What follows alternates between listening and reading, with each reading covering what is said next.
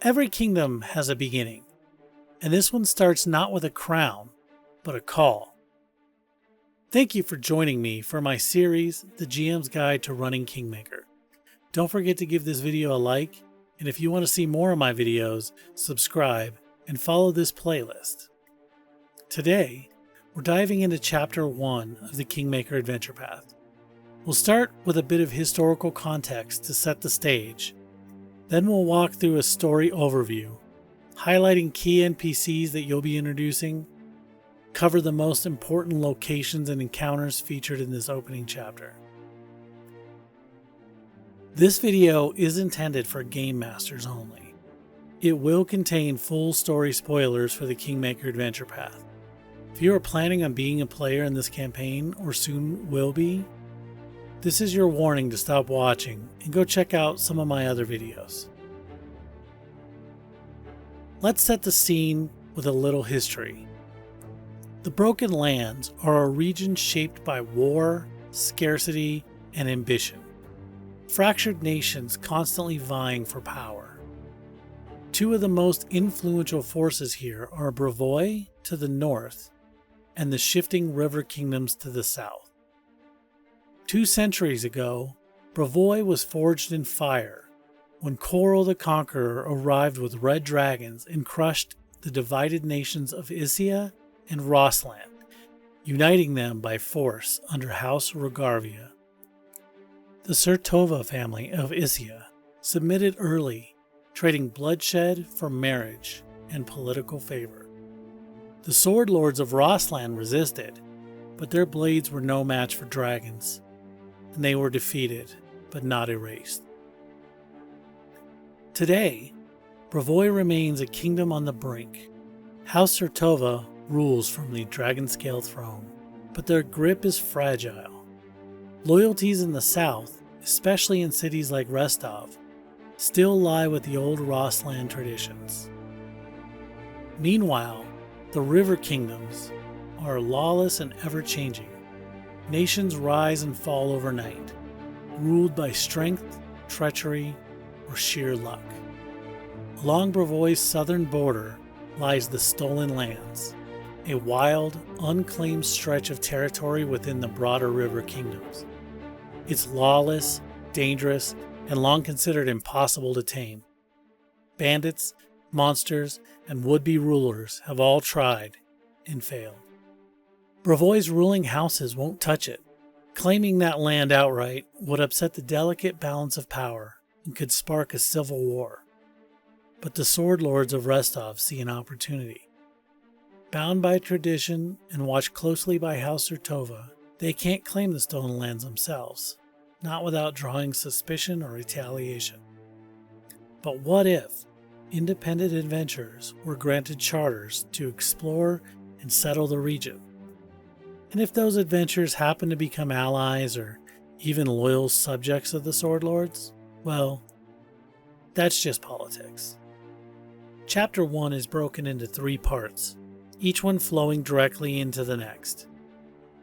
Part 1, the Swordlord's Feast.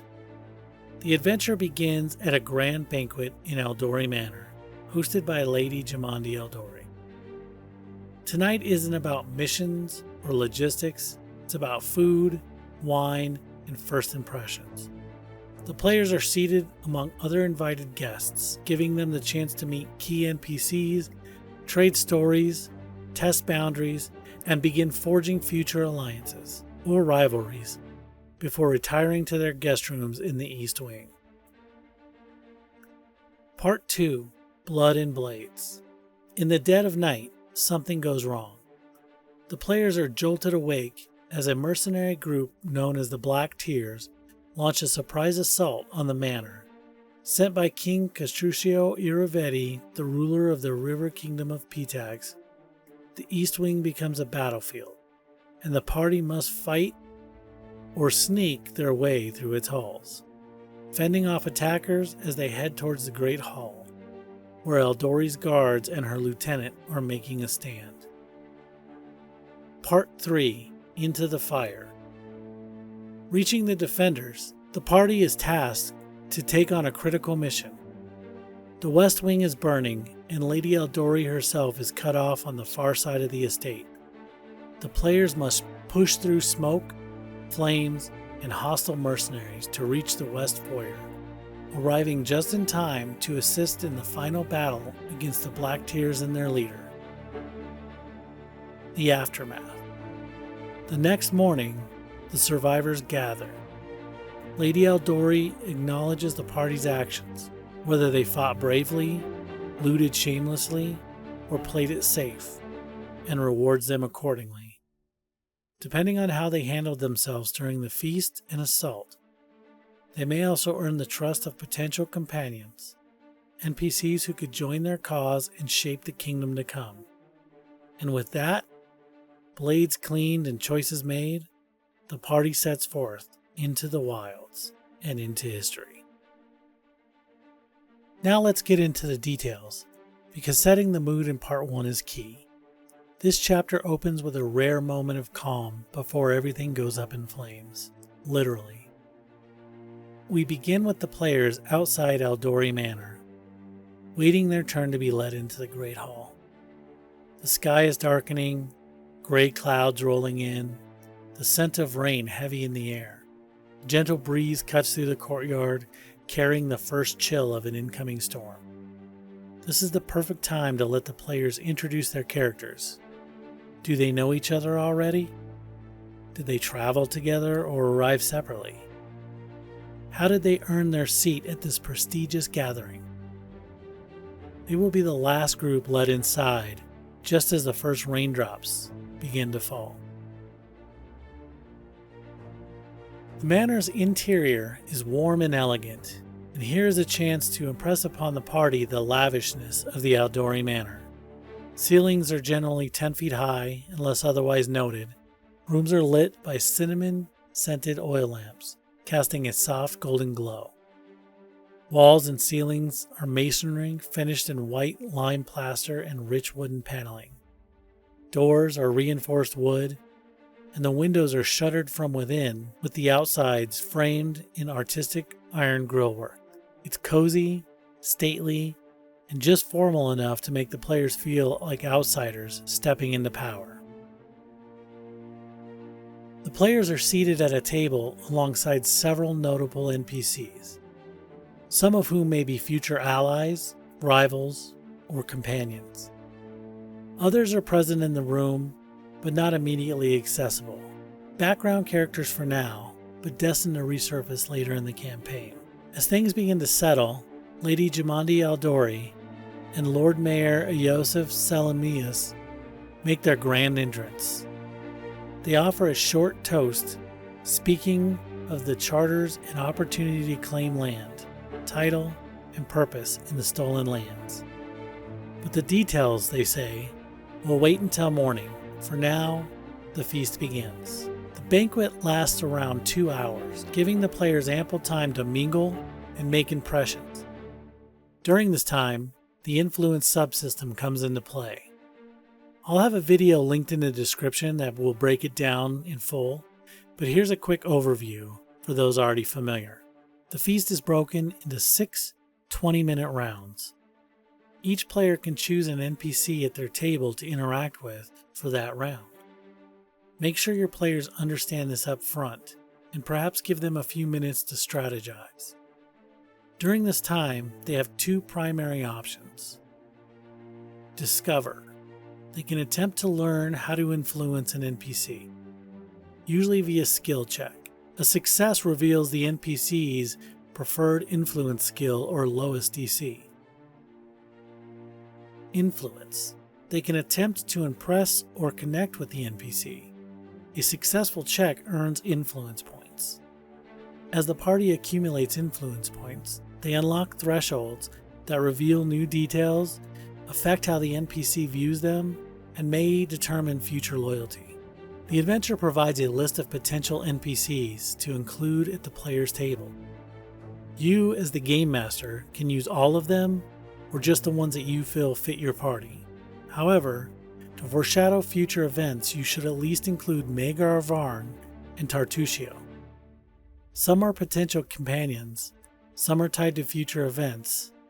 All of them are seeds for future drama, alliances, or regrets. So let's go over these NPCs now. The barbarian Amiri left her clan on bad terms. While she doesn't talk about it openly, there's a hint of pain behind her bravado. Her exile still stings, and she hides that hurt with loud confidence and a refusal to show weakness. She's here to prove something, maybe to the world, or maybe just to herself. Amiri is tall, broad-shouldered, and visibly powerful. She wears a patchwork of animal skins, battered leathers, and hide armor still scarred from past battles. Slung across her back is an enormous greatsword, clearly too large for most people, but perfectly suited for her. Blunt and intense, Amiri doesn't care for small talk or formalities. She respects strength, whether it's physical, emotional, or just stubbornness. And she has no patience for people who look soft, weak, or polite. She's quick to mock, quicker to brag, and prone to hijacking conversations, with outrageous tales of near-death experiences and monsters she claims to have slain. Notes for Amiri on the influence system. PCs who are tough, bold, or female-presenting will have an easier time gaining her respect. Trying to flatter or finesse her with diplomacy or deception, that's going to be a harder sell. If ignored for too long, she'll dominate the conversation with her own tall tales, penalizing the rest of the table's focus. If influenced well, Amiri will gift a player character who influenced her most a +1 dagger as a gift at the end of the chapter, asking only that they kill something bigger than themselves with it someday. Harrim, a dwarf cleric of Grotus, came to the feast hoping to explore the stolen lands, specifically rumors of lost dwarven ruins buried in the wilds. His goal is to uncover them before they crumble, or before the world ends, whichever comes first. His belief in Grotus drives him to seek meaning even in decay, and he sees history as a fleeting thing worth preserving before oblivion takes it all. Harrim is a middle-aged dwarf with a bald head and a long salt and pepper beard. His cleric's robes are plain but well worn, marked subtly with the symbol of Grotus, the god of the end times. Calm, dry, and quietly intense, Harrim delivers doomsday declarations with the same tone most people use for weather reports. Despite this grim outlook, he is surprisingly approachable and well-spoken, until he drifts into ramblings about the apocalypse. Be careful not to convey his fatalism for hostility. Harrim isn't cruel, he just genuinely believes it's all going to end. Notes for Harrim during the influence phase. Dwarves get a +2 bonus to influence checks. He opens up more easily to kin. Characters who show genuine religious insight or interest in dwarven lore will earn his respect. On the flip side, irreverent or overly cheerful characters can't influence him at all. Mocking Grotus, even as a joke, completely shuts him down. If influenced well, Harrim may gift the party a lesser healing potion, with a grim farewell, something like, "I do hope your final fate is a distant and pleasant one." Jaethal was exiled from Kionin after a personal tragedy and has spent decades in self-imposed isolation. She's come to Restov not just to answer the call for heroes, but in hopes of finding a place in a new society, perhaps even atoning for her past. Though she is undead, she keeps that fact concealed. Her interest in the Charter is sincere, but deeply personal. She's tired of being alone. Jaethal is striking and severe, her skin pale as a bone, her long raven black hair framing sharp elven features. She dresses in dark, unadorned clothes, completely free of jewelry or ornamentation. Leaning against the table beside her is a massive scythe, its edge wickedly curved and clearly well kept. Cold and reserved at first glance, Jaethal is an enigma. Though technically evil and unquestionably undead, she's not openly hostile, just detached. She rarely speaks unless addressed first, and when she does, her words are clipped, formal, and cautious. She prefers to observe the others at the table, watching how they interact. When drawn into conversation, she tends to deflect attention, often redirecting questions towards Tartuccio, whom she finds annoyingly talkative, but useful for keeping the spotlight off of her. Notes for Jaethal during the influence phase. Players should not mention her appearance or ask about her origins. Doing so raises her discovery DCs by 2 for the rest of the feast.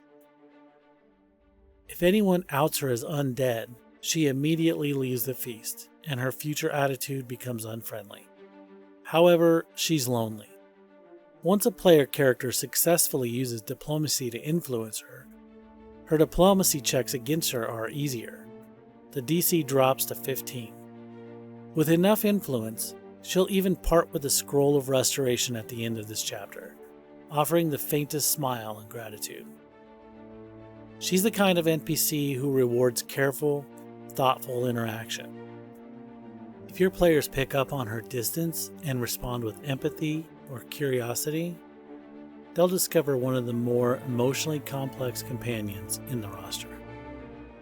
Another note about Jaethal.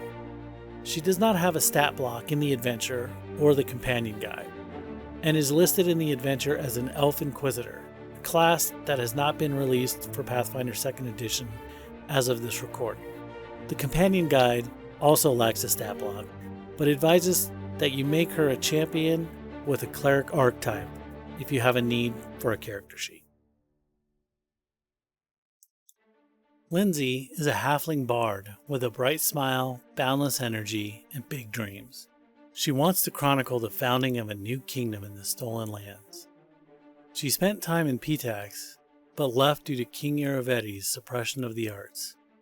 Linzi now sees storytelling as a form of resistance and fiercely defends the importance of art and free expression.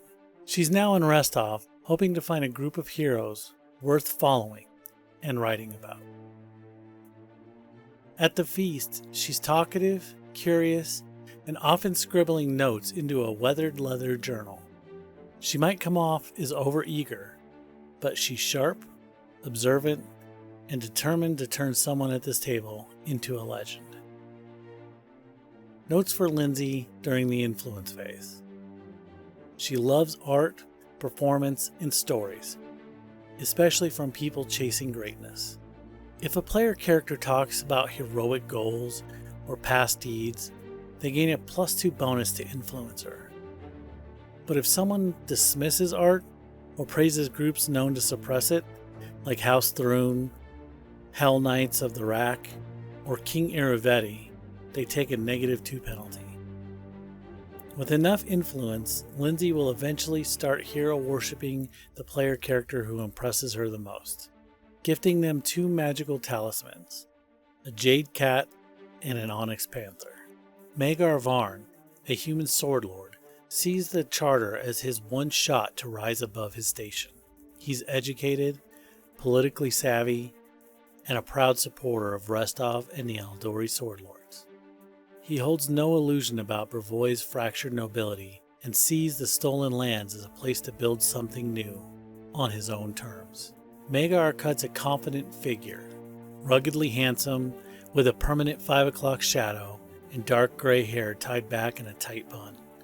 At his side hangs a custom blade bearing the crest of House Varn, 4 hatchets arranged in a circle, proudly displayed on the sword's pommel.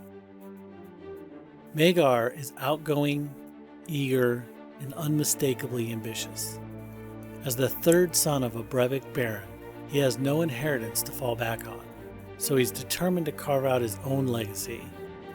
He's already planning a settlement called Varnhold in the Nomen Heights, and he's impatient to get started. Still, he's friendly, well-spoken, and surprisingly self-aware about his social status. He wants to be treated with respect, but not flattery. Some notes from Maegar on the influence phase. Lore skills are particularly effective, especially when tied to historical topics such as brevoy, politics, heraldry, or warfare. If a player succeeds with one of these lore skills, future checks with that skill drop to DC 15, a huge advantage. However, if any player badmouths the Aldori or Restov, they burn that bridge permanently and can no longer influence him. With enough influence, Maegar becomes a lasting political ally. When the party found their nation, he'll send a letter of congratulations and invite them to Varnhold, setting up key plot threads in Chapter 6. As written, Maegar plays an essential role in the story, but will not be a companion to the party. Unbeknownst to the party, Tartuccio is a spy from Pitax, sent to observe the feast and report back on the Swordlord's plans. He has no idea an attack is coming, and the chaos of the Black Tear's assault takes him by surprise. He has no intention of exploring the stolen lands. His role is to undermine the adventures and gather information for King Iravetti. He becomes a recurring antagonist later in the campaign.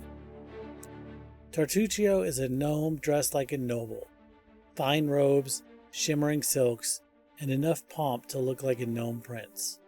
His clothes are flawless, his posture arrogant, and his smile insufferably smug. He is a pompous, argumentative blowhard. He talks over people, hurls backhanded compliments, and loudly proclaims that he's the only one at the table truly fit to rule the stolen land. He thinks very highly of himself and very little of everyone else. He thrives on being the center of attention and takes visible offense if others steal his spotlight. What he pretends is confidence is really just a shield. He's not nearly as clever as he believes. Notes for Tartuccio during the influence phase. Tartuccio fakes friendliness if influenced, but a DC 21 perception check exposes his insincerity. At influence 6, he offers a brooch of shielding as a false gift. He will do so at the feast. Player character can identify Pitaxian origin through heraldry lore or society checks. If called out, Tartuccio gets flustered and dismissive. He eventually tries to use this brooch to frame a player character as a Pitaxian spy. Arrogance is his Achilles heel. Once a player fails a check to influence him, that player character suffers a -2 penalty to future influence attempts. But if a character uses flattery and compliments with deception, the DC drops to 19. Stroke his ego, and he'll eat it up. Valerie, the human fighter, was born to nobility and once trained to become a champion of Shaelin, goddess of beauty and art. But when she renounced her faith, an act she saw as necessary, her fellow Shaelinites turned on her. Though she stands by her decision, the experience left her guarded and deeply skeptical of the church she once served. She's now carved her identity around law, structure, and martial purpose, not ideals of beauty or emotion. Valerie is tall, composed, and strikingly beautiful, her warrior's build matched by piercing blue eyes and an aura of quiet strength. She dresses with precision and practicality, everything in its place, every crease sharp. There's a formality to her presence, like a statue brought to life. Valerie is reserved, serious, and always polite, but not one for jokes, small talk, or casual banter. She values discipline, order, and honor above all else. Her manner is calm and composed, but she's always evaluating those around her, measuring their behavior against her high internal standards. She's not unfriendly, but she's certainly not warm. Notes for Valerie during the influence phase. Valerie cannot be influenced by anyone she suspects to be a Shaelinite. However, characters who project honor, lawfulness, or discipline, including those openly wearing symbols of a lawful good or neutral deity, gain a +2 bonus to influence checks. She responds best to proper manners, formal behavior, and martial professionalism. Influence can be gained through diplomacy, warfare lore, or society. With enough influence, she will eventually gift the party a moderate juggernaut mutagen, a token of practical respect. As mentioned earlier, there are other notable NPCs in attendance whom the adventure doesn't intend for players to interact with directly, but they're very much a part of the room's atmosphere. Lady Jamandi Aldori and Lord Mayor Yosef Selamius are seated together at a high table near the end of the hall, joined by a handful of finely dressed nobles, Restov dignitaries whose presence add weight to the event. Even if they won't speak to the adventurers tonight, the social distance is clear. These are Bravoy's power players, and the guards flanking their table, clad in the livery of House Aldori, make sure everyone knows it. Lady Aldori herself watches the room with a soldier's eye, alert, reserved, and evaluating.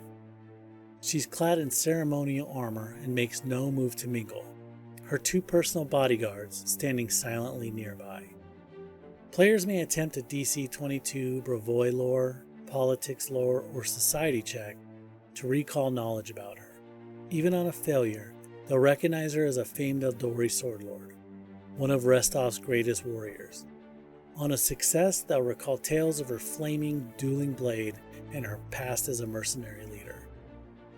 A critical success reveals something deeper, that Lady Aldori's political position is growing tenuous, and she's been clashing with House Sertova, the rulers of Bravoy. Lord Mayor Selamius, seated at her side, brings a diplomatic air. Dressed in gold-trimmed robes, he greets his peers with charm and ceremony, but avoids engaging too deeply. Players might notice his smiles grow thinner when House Sertova or Pitax is mentioned. Scattered among the other banquet tables are 2 more notable presences. Baron Hannes Drevlev, a Restov noble with sharp clothing and a sharper tongue, lounges at his own table with the Iron Wraiths, a heavily armored adventuring company seated together elsewhere in the hall. Even here at the feast, they wear their full and distinctive suits of armor, silent, watchful, and more interested in each other than in mingling. Hannes doesn't make any effort to hide his disdain for the other adventurers and pointedly avoids conversation. If approached, he's the type to sneer and brush them off with minimal effort. If your players insist on interacting with any of these figures, it's entirely up to you how to handle it. You can improvise influence stat blocks or roleplay polite rebuffs. Drevlev might dismiss them with an arrogant smirk, and Lady Aldori or the Lord Mayor would likely be protected by decorum.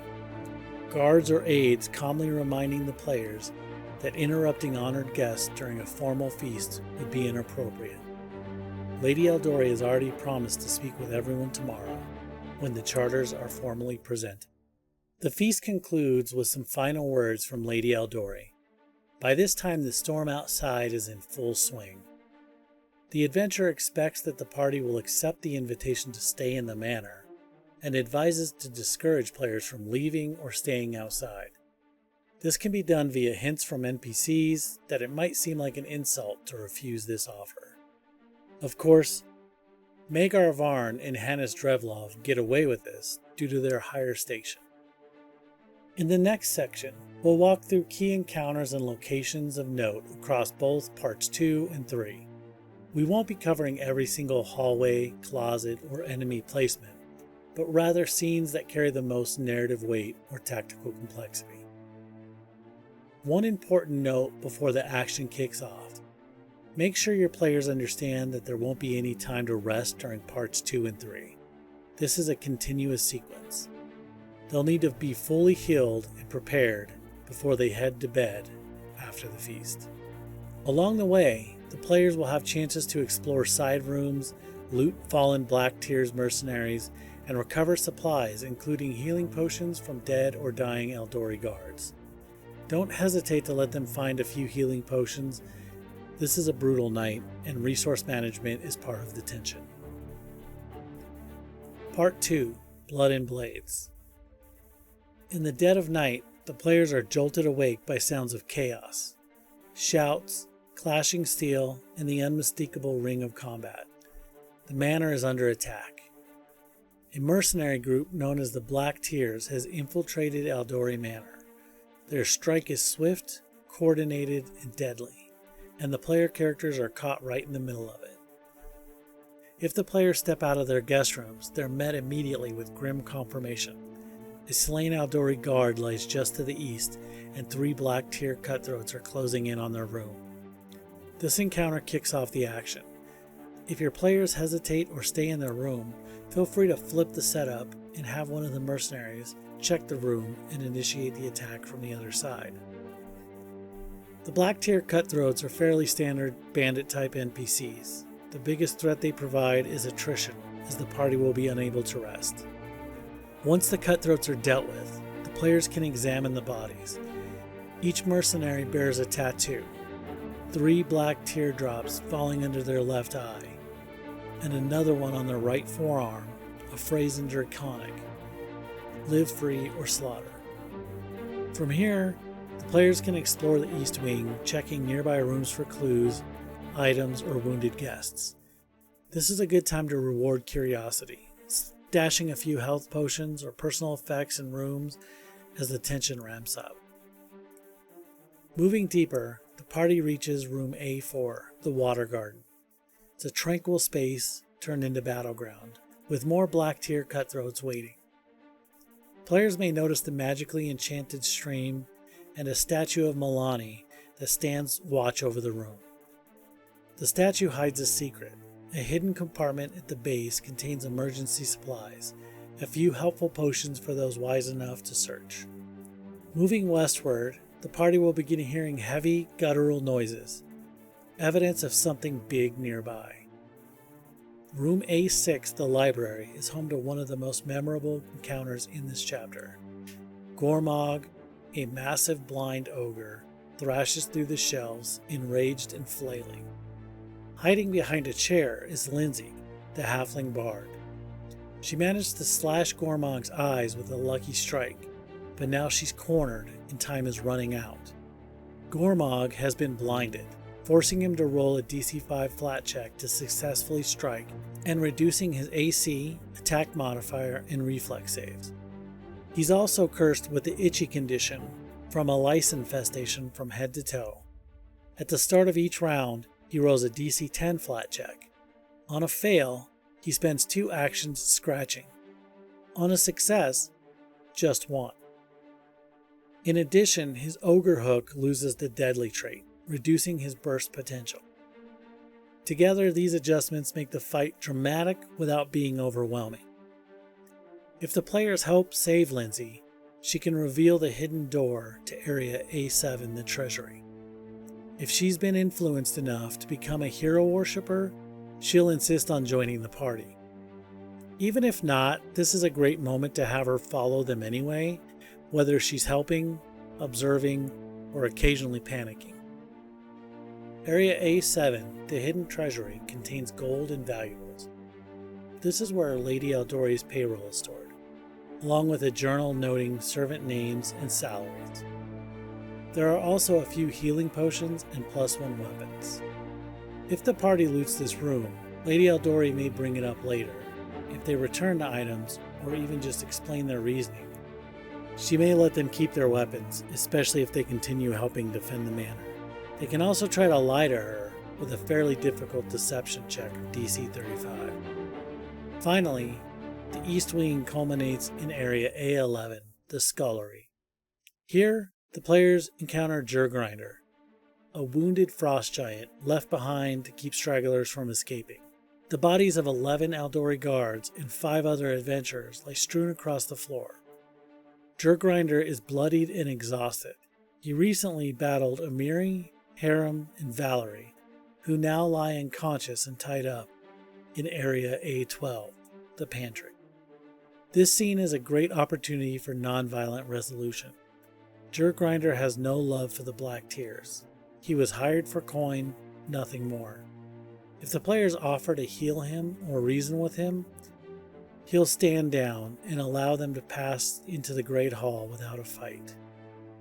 Let your players feel the weight of their choices here. It's a rare moment of agency amid the chaos. Once the party makes their way into the Great Hall, we move on to Part 3. Part 3, Into the Fire. After reaching the Great Hall, the party is given a critical task by Linzi, the Aldori Guard Lieutenant.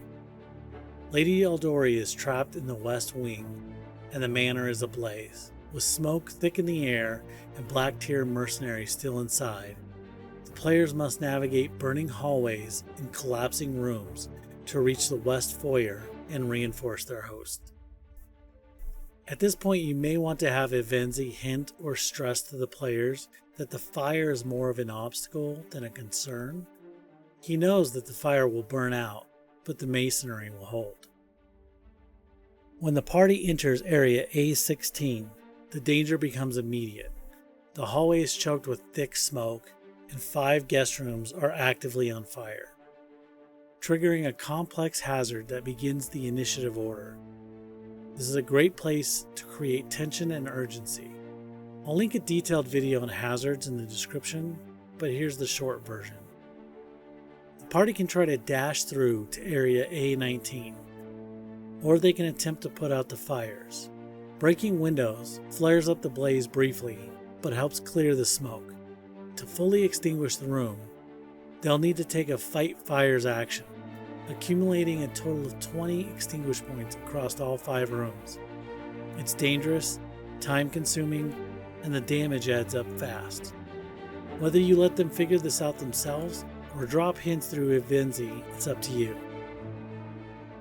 Just off the hallway is area A18, a Rejuvenating Shrine.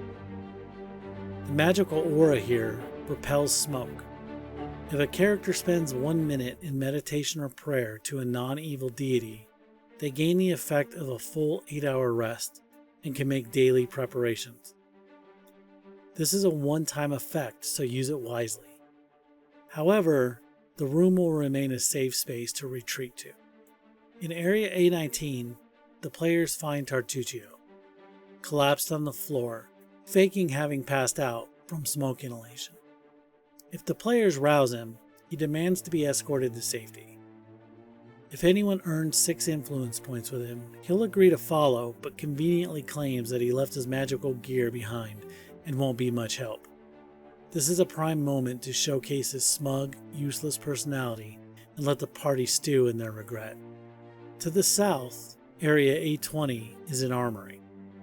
A great place for backup weapons, ammunition, and maybe a few emergency healing potions if the players are hurting. To the north, area A21, the Parlor, is another key encounter. Here, Nishkiv the Knife, second in command of the Black Tears, is preparing to interrogate a bound and gagged Jaethal if she didn't leave the feast earlier. If rescued, Jaethal reports overhearing Nishkiv say that Lady Aldori has been cornered in the dueling pit by the boss and 2 giants. If any player earned 8 influence with Jaethal, she can use battle medicine to patch them up. Finally, when the players reach area A23, the West Foyer, the scene escalates dramatically. They arrive to find Lady Aldori engaged in a breathtaking duel against 2 frost giants, Thurwolf and Vragnar, in her dueling pit. Take a moment to showcase her raw talent in Swordmaster Flair. She's holding her own, fast, focused, and completely in control. But another challenge comes from the south as Volodmira, the leader of the Black Tears, arrives with 4 cutthroats. Aldori shouts to the players to handle the leader while she deals with the giants. Rather than running Aldori and the giants in initiative, just narrate her fight at the top of each round, keeping pace with the party's progress. Ideally, she finishes off the giants just as the players defeat Volodmir. If things go sideways for the party, you can have Aldori intervene, but save that as a last resort. Alternatively, if they fall, They can awaken sometime later, being tended to by survivors, while Aldori directs the aftermath, having dealt with the Black Tears herself and salvaged the manor. Conclusion.